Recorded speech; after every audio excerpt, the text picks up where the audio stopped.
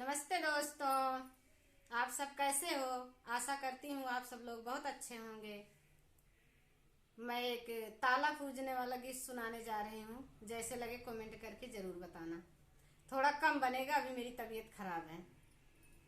माड़ौना मदिया ना, माड़ौना मदिया ना, कैसे जली हो। माड़ौना मदिया ना, माड़ौना मदिया ना, कैसे जली हो। ओ नौआ पूछई अपने नाउन से, ओ नौआ पूछई अपने नाउन से। नाहनी बिना कारबार, नाहनी बिना कारबार, कैसे चली हो।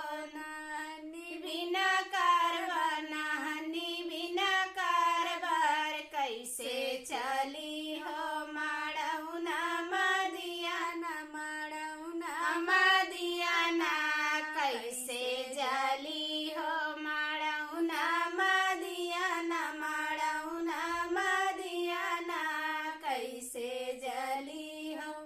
ओ कहरा पूछई अपने कहरिन से, ओ कहरा पूछई अपने कहरिन से।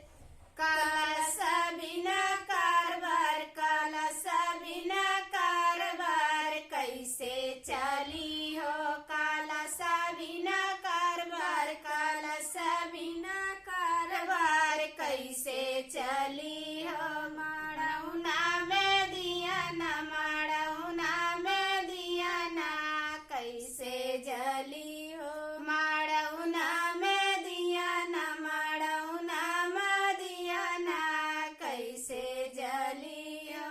ओ पंडित पूछई अपने पंडितन से, ओ पंडित पूछई अपने पंडितन से। पोथिया बिना कारबार, पोथिया बिना कारबार, कैसे चली हो। माड़ौना मदिया ना, माड़ौना मदिया ना, कैसे जली हो। माड़ौना मदिया ना, माड़ौना मदिया ना, कैसे जली हो।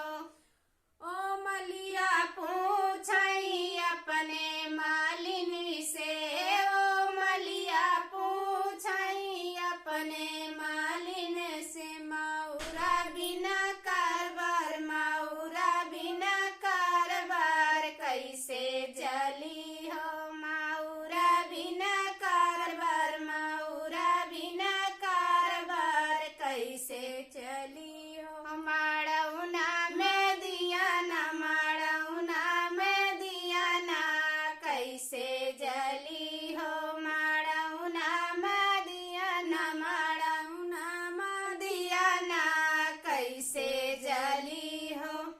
जैसे लगे कमेंट करके जरूर बताना।